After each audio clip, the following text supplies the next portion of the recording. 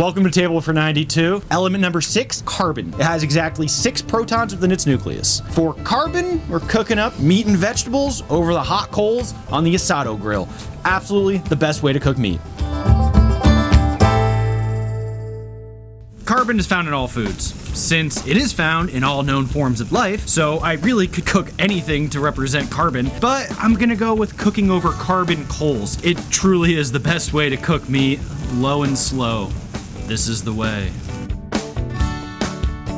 Carbon is one of those elements that were known by ancient peoples, but it's really not fair to say they discovered it because they still weren't familiar with the idea of lots of elements all together making up everything in the universe in different forms. I mean, carbon is charcoal. Carbo is Latin for charcoal. It's the big one, carbon, the big C. Well, there's a lot of big ones on the periodic table. Just wait until I tell you about thorium. As far as we know, all life forms in the world and universe are carbon-based, but, you know, carbon emissions continued unabated, it will be the downfall of our species. It's beautifully ironic. Gives us life, could take it away. Carbon makes up about 18.5% of the human body, but only 0.3% of the solar system, and only 0.03% of Earth. So you really can see how important carbon is to life. Carbon is just fascinating when it doesn't have to do with life at all, depending on how carbon is configured. Like, both graphite and diamond are pure carbon.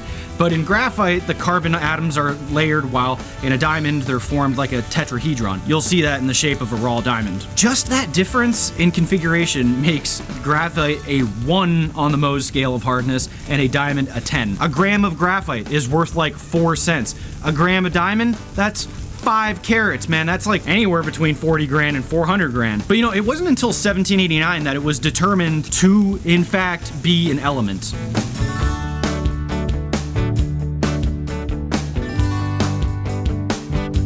Personally, because I'm an archaeologist, the best thing about carbon, you know, to me, is carbon dating. It's allowed scientists to accurately date the most important events in humanity's history, and especially prehistory, which, you know, is before the written language came about. Carbon-14, nitrogen-14 dating, it's a form of radiometric dating, works by analyzing the degradation of radioactive isotopes, in this case, carbon-14. There's a bunch more kinds of radiometric dating, like uranium-lead, but carbon is the most important when dating what our species has been up to the last 50,000 years. The guy who discovered carbon dating, Willard Libby, won the Nobel Prize for his work. And you know, nowadays, when you're reading about ancient dates that end in BP, it stands for before present, that refers to the year 1950, when Libby first showed carbon dating to be accurate. So, like, you know, when you see BP, just remember that refers to the start of the present in science, when we could, for the first time in human history, actually say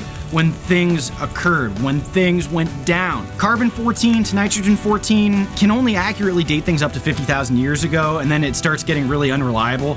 So, like, if you hear somebody talking about carbon-14 and dinosaurs, they're off by, let's see, about 66 million years, and they have no idea what they're talking about. I mean, what can I say about carbon that I already haven't? Probably a lot. But carbon has given us life, and it may take it away if we're not responsible with how we obtain energy. It's allowed us to trace our progression of civilization through dating, and given us that insight into how we got here and who we are. And also, it's given us the asado grill. It's just the best. Oh my god, Spam is delicious. Thanks for watching. See you next time.